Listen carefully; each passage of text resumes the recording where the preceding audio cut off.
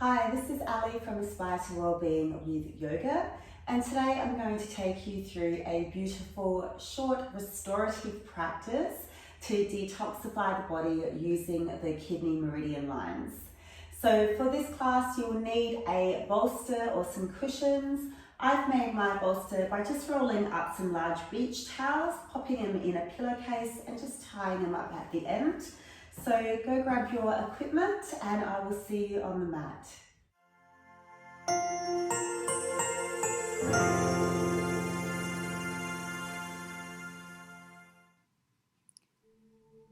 So we'll start with reclined butterfly.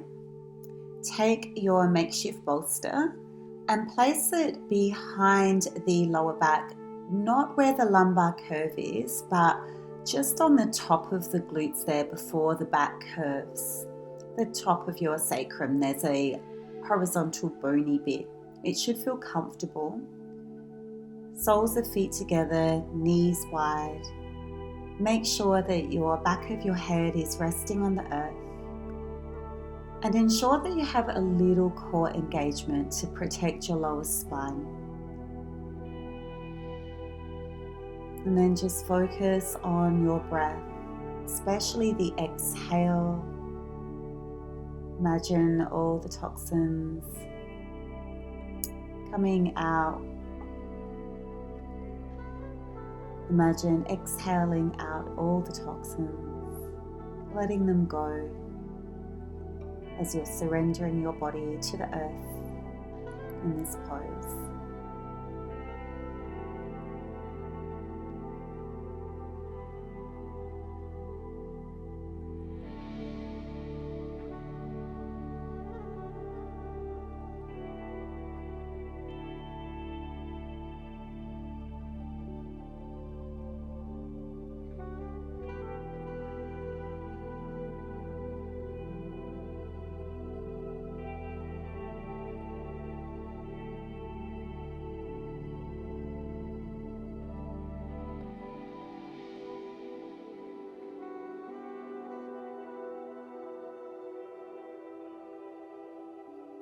And stay here for just a little longer, keeping your awareness and your attention on your breath if it's wandering to thoughts. And be holding the poses for a couple of minutes.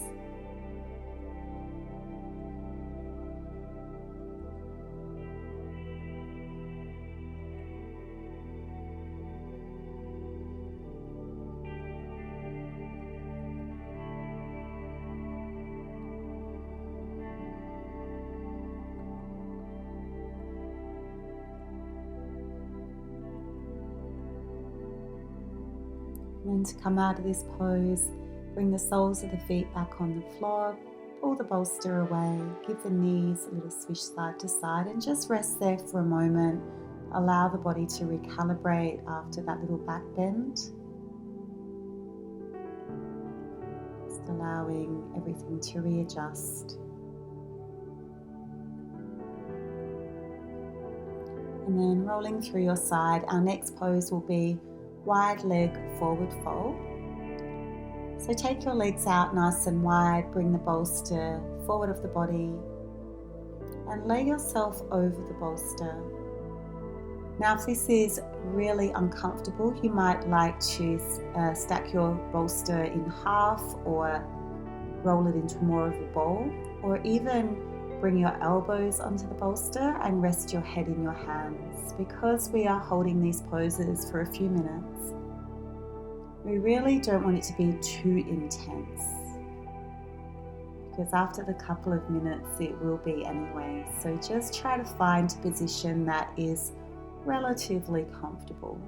You might still feel the stretch, but you're able to maintain even breath, a calm mind, some sense of ease, so that you can really just let your body relax, be quite passive. It's more of a yin style practice here, a bit softer.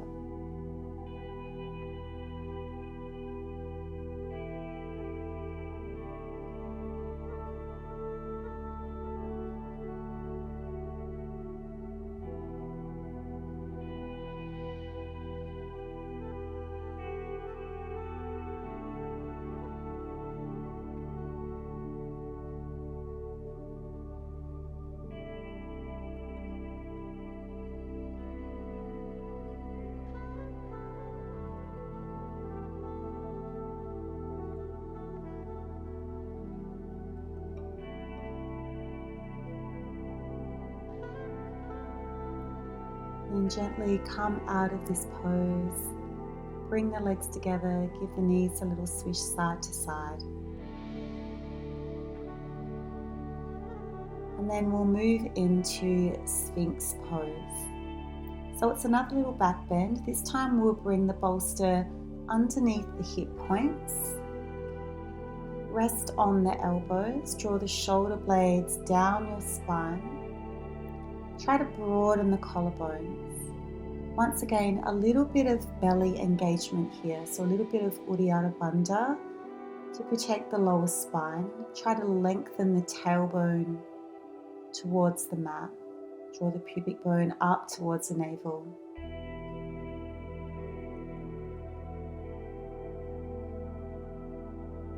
You can adjust the bolster lower to make it a little more intense,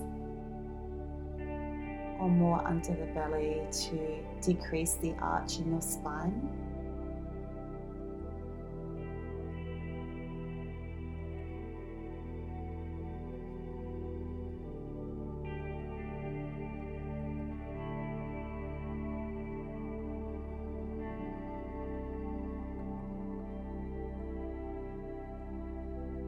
Try to keep the glutes nice and relaxed so they're not tensing up through the lower back.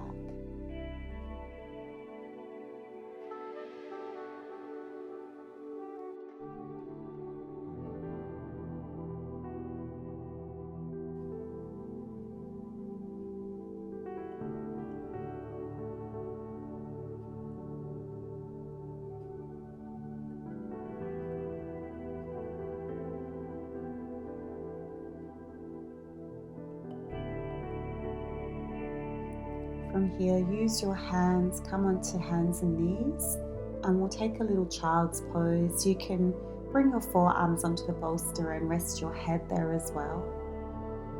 Hips heavy, just rounding the spine the other way, beautiful counter pose.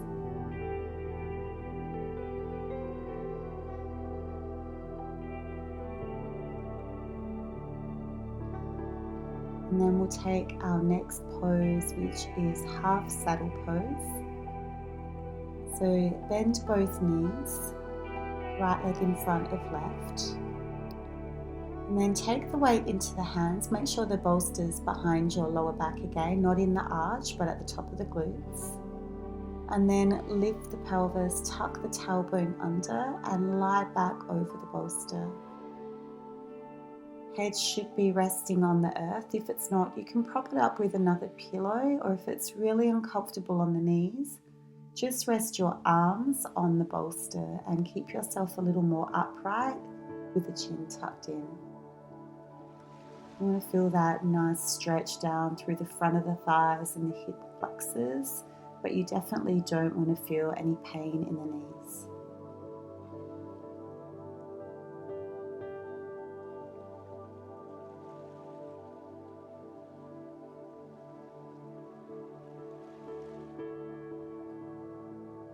If your mind gets dragged to the sensations with any negative connotations, just breathe that out with your exhale.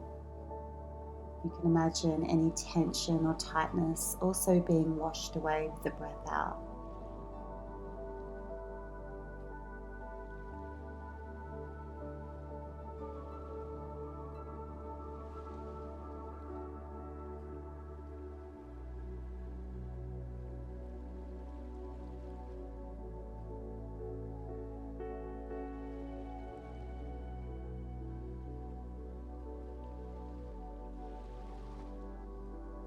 And to come up, make sure you're using your abdominals and your arms.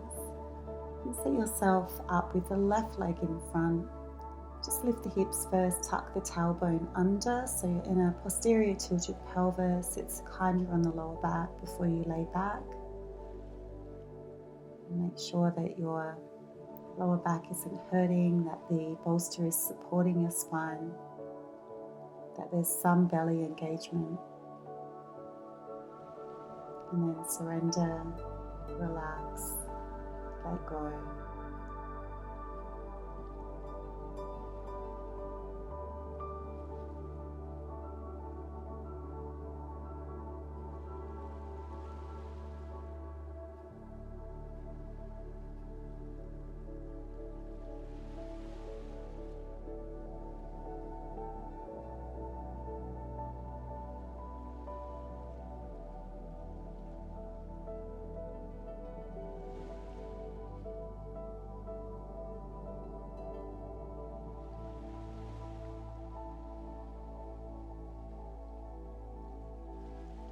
Make your way up on the next inhale. Move the bolster out the way, give the legs a little shake, a little wiggle, and then we'll come into our supported bridge. So once again, you want to make sure that the bolster is at the top of the glutes, not in the arch of the back. And you can either stay with your knees bent, or you can extend the legs long for a deeper hip opening. Once again, your head does need to touch the earth, so if you need to prop that up with a pillow or your hands behind your head, please do so.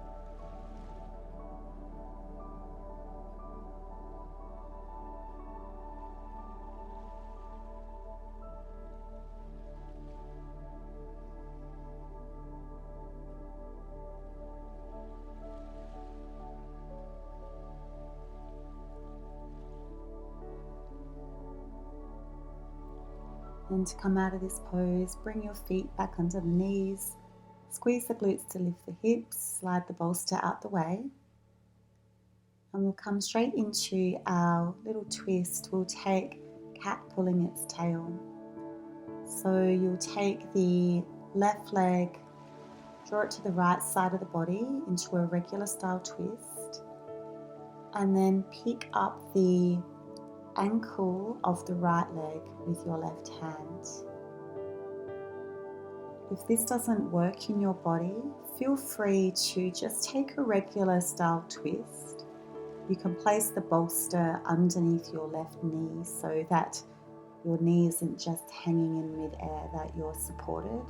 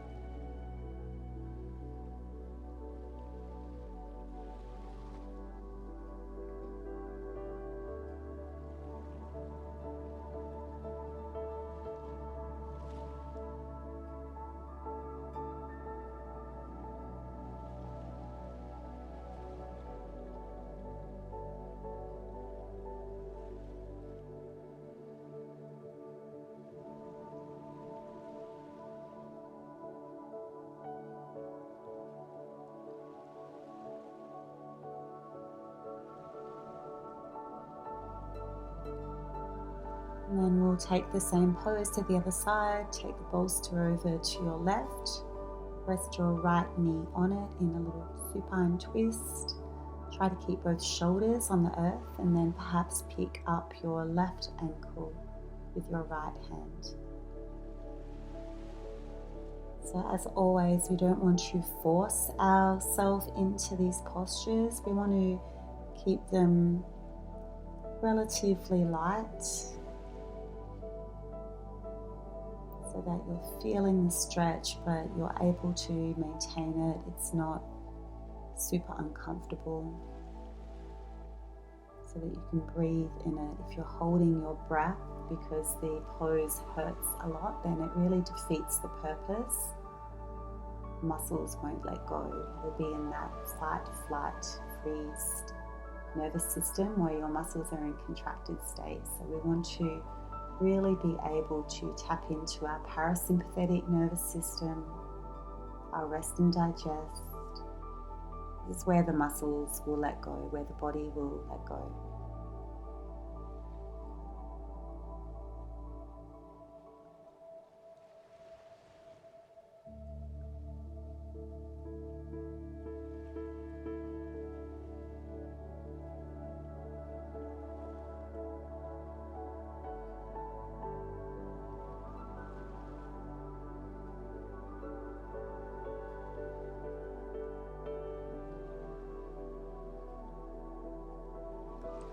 And then from here, just give the knees a little hug, a little rock side to side.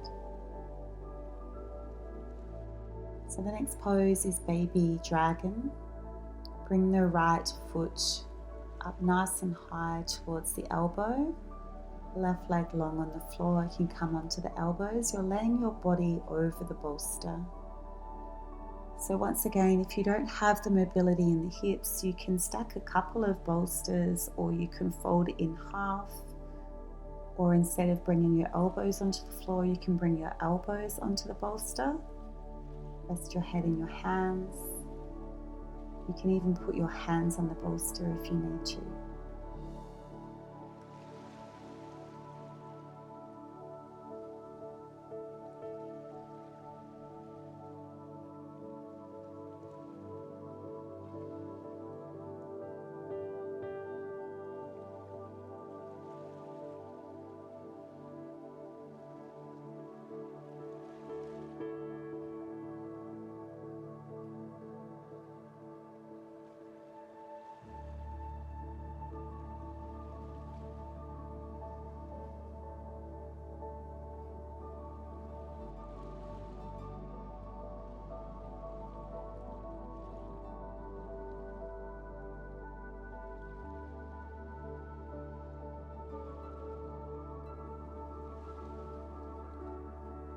We'll take child's pose as our little rebound pose here. Bringing the hips back, resting the head on the bolster.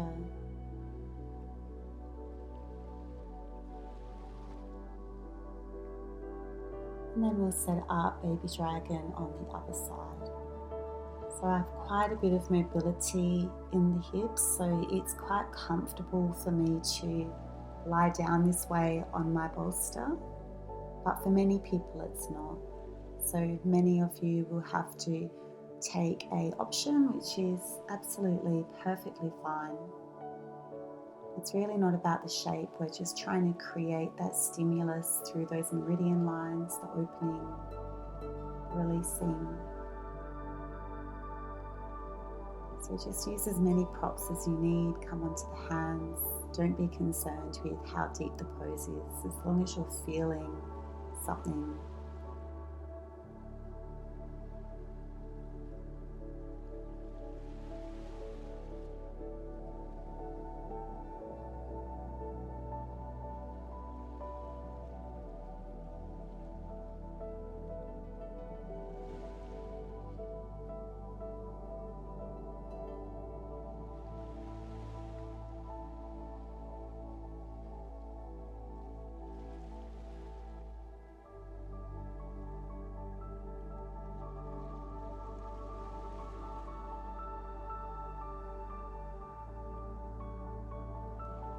And then you take child's pose again, allowing the spine to relax the other way.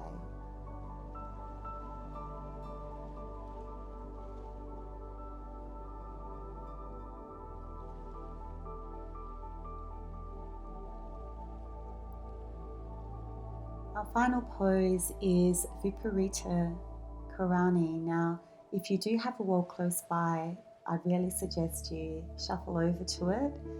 Place the bolster close to the wall, bring it underneath the hips, and then you can rest the feet on the wall. If you don't have a wall, that's okay. You can do it without the wall. It's just a lot more comfortable if you've got something to rest your feet on.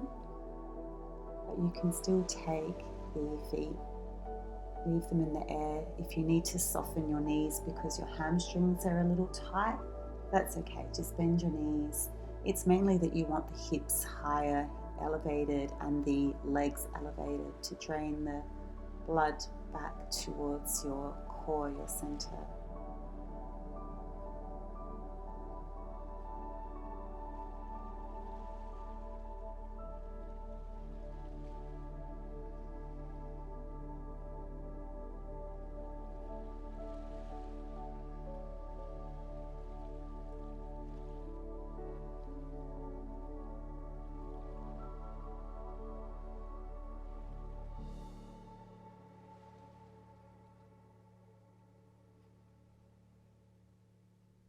and then come out of it any way you like.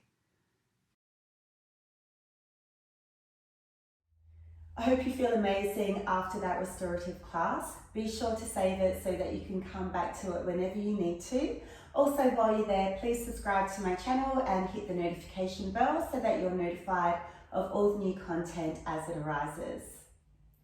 Just to let you all know, I do have a Patreon page now, to which I'll pop the link down below. This is just an optional way that you can help support free yoga access on this YouTube channel for everyone to enjoy. If you've got a few extra dollars and you would like to subscribe, the subscriptions start from $5 from a one-off payment, or you can do a monthly payment. And then there's a couple of other tier levels that also provide a few extra benefits where you can become part of my community. As always, I'd love to hear how you're going with the classes. If there's any content that you'd like me to make for you that would help me on your yoga journey, please let me know. You can drop me a comment down below. I do read and reply to them all. Otherwise, I will see you in one of my classes soon. Have a lovely day.